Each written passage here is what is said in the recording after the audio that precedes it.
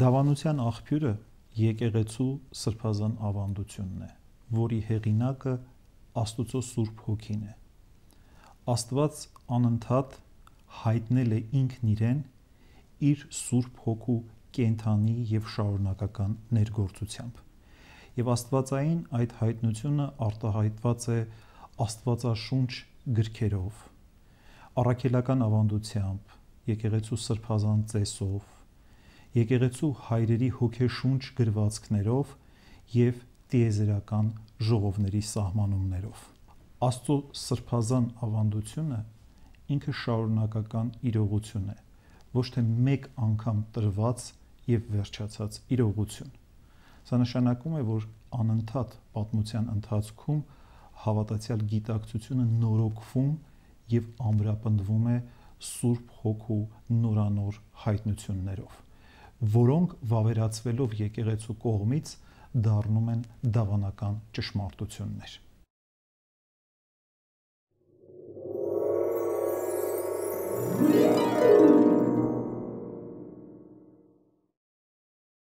Դավանաբանության մեջ բարձրագույն հեղինակությունը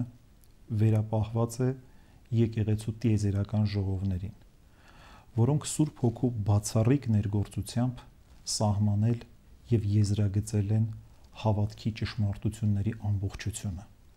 Նրանց կողմից ընդունվել են այսպես կոչված հանգանակներ կամ նշանակներ, որոնք հակիրճ կերպով իրենց մեջ բովանդակել են հավատքի ճշմարտությունների ամբողջությունը։ Հայ առաքելական եկեղեցին և արևելյան մյուս ուղղափառ եկեղեցիները, այդ թվում Ղպտի եկեղեցին, Ասորի եկեղեցին, Հնդիկ Մալաբար եկեղեցին և Եթովպիական եկեղեցին ընդունում են միայն 3 տիեզերական ժողովներ։ Դրանք են Նիկիո առաջին տիեզերաժողովը, որը գումարվել է 325 թվականին Նիկիա քաղաքում, երկրորդ տիեզերաժողովը, որը գումարվել է 381 թվականին Կոստանդնուպոլսում, և երրորդ տիեզերական ժողովը, որը գումարվել է 431 թվականին Եփեսոսում։ Այսինքն միայն այս ժողովներն են ամբողջական կերպով և ընդհանրական կերպով արտահայտել Քրիստոսի եկեղեցու ուղղափառ հավատքը, և այս ժողովներից հետո խախտվել է այսպես կոչված ընդհանրականության սկզբունքը, որը անհրաժեշտ նախապայմանն է տիեզերական ժողովի վավերականության։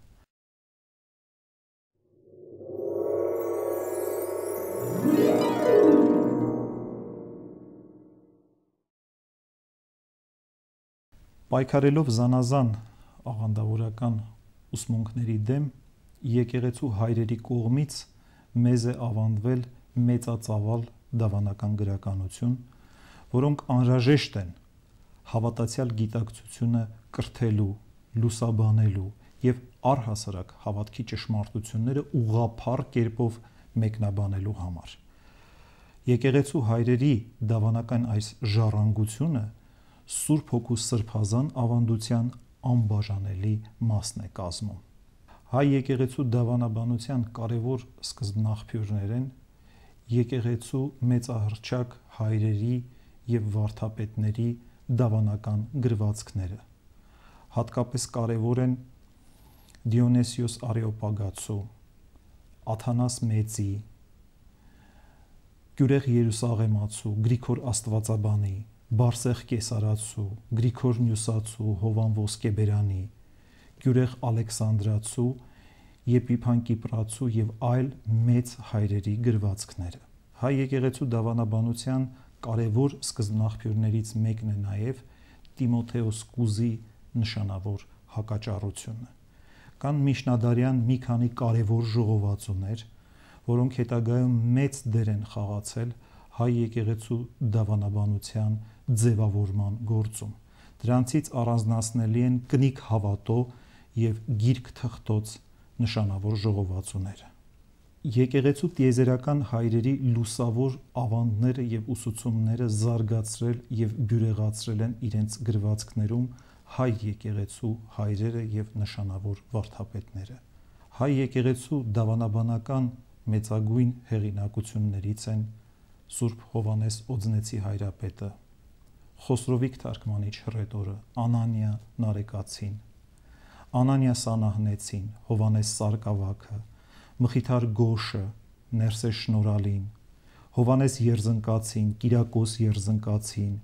Մխիթար Սասնեցին, Եսայի Նչեցին, Հովան Որոտնեցին, Գրիգոր Տաթևացին եւ այլ մեծանուն հեղինակներ։ Հայ եկեղեցու դավանության պատմության մեջ առանձնահատուկ տեղ է գրավում նաեւ 726 թվականի Մանասկերտի ժողովը, որին բացի հայերից մասնակցել են նաեւ մեր դավանակից ասորիները։ Այդ ժողովը վարել են Սուրբ Հովանես Օձնեցի հայրապետը եւ Խոսրովիկ թարգմանիչ ամենայն հայոց վարդապետը։ Այդ ժողովը ընդունել է շատ յուրահատուկ հավատքի սահմանումներ, այսպես կոչված նզովքներ, որոնք հավատքի ճշմարտությունները սահմանում են ընդհակառակից։ Այդ նզովքները բացառապես ունեն քրիստոսաբանական բնույթ եւ այդ նզովքներով մերժվում են այն բոլոր աղանդավորական պատկերացումները,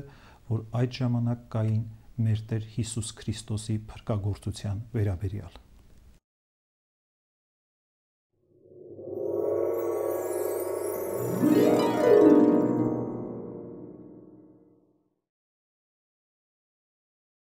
Հայ եկեղեցում ծիսական կիրառություն ունեն 3 հանգանակ, որոնցից առաջինը կոչվում է Նիկիական հանգանակ, բայց իրականում իրենից ներկայացնում է Նիկիո-Կոստանդնուպոլսյան մի խմբագրություն, ոմանք այդ խմբագրությունը վերագրում են Եփիփան Կիպրացուն։ Երկրորդը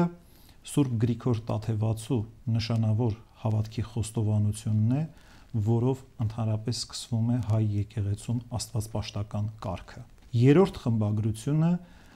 Մաշտոց ծիսարանում մկրտության արարողության մեջ տեղ գտած մի հակիրճ տարբերակ է։ Բացի դրանից, լինի պատարագամատություն, լինի շարակնոցում, լինի այլ ծիսական մատյաններում կան բավականին մեծ ծավալով դավանական աղերսներ, որոնք մեզ բացահայտում են ուղղափառ հավատքի էությունը։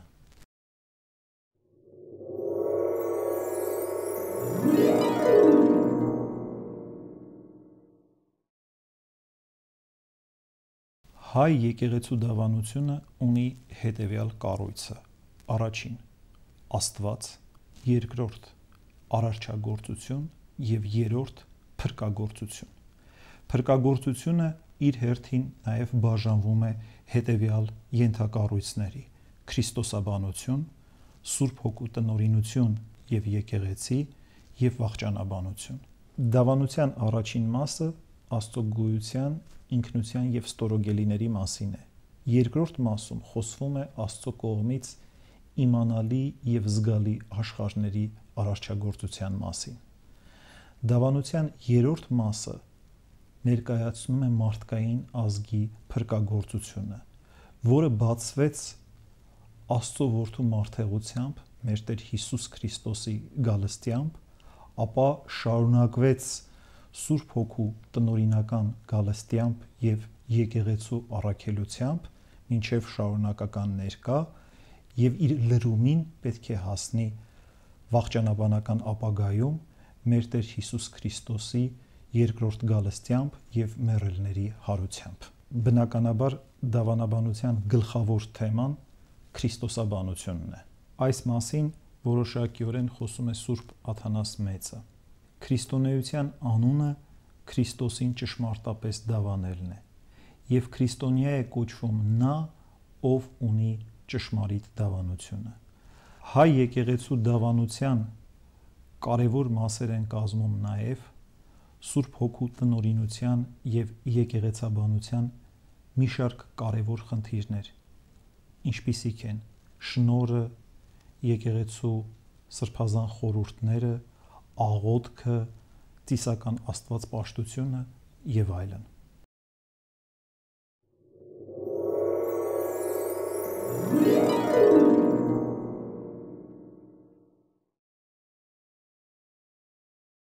Հայ եկեղեցու դավանական գրականության անբաժանելի մաս են կազմում դավանություն հավատո կամ խոստովանություն հավատո ժանրի գործերը։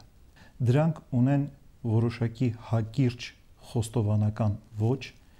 եւ իրենցից ներկայացնում են հավատքի ճշմարտությունների դրական եւ ոչ հակաճառական շարադրանք։ Ժամանակ առ ժամանակ անհրաժեշտ է եղել իմի բերել եւ ներկայացնել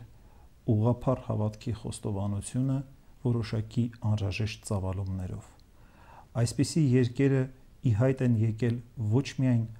հավատացյալ գիտակցությունը հաստատելու համար, այլ նաև պատասխանելու մեր դեմ ուղղված ոտնձգություններին եւ մեղադրանքներին։ Յուրաքանչյուր ժամանակաշրջան դրել է իր պահանջները եւ յուրաքանչյուր ժամանակաշրջան ունեցել է իր հարցադրումները։ Այսօր էլ կան այդ հարցադրումները։ Այսօր էլ կան նորանոր ոտնձգություններ եւ մեղադրանքներ, բայց նաեւ առավելապես այսօր անհրաժեշտ է վերանորոգելու եւ վերահաստատելու մեր ուղղափառ հավատքի ճշմարտությունը։ Նկատի ունենալով այս հայոց դարձի 1700-ամյակի կապակցությամբ մենք պատրաստեցինք դավանություն հավատո ժանրի մի ամփոփ բնագիր, որը 3 լեզուներով՝ հայերենով, ռուսերենով եւ անգլերենով ներկայացված է Գանձասար աստվածաբանական հանդեսի 7-րդ հատորում։ Մեր նպատակն է եղել անաղարտորեն, առանց որևէ միջամտության, ներկայացնել եկեղեցու մեծ հայրերի եւ ուսուցիչների լուսավոր ուսուցումների ամբողջական պատկերը։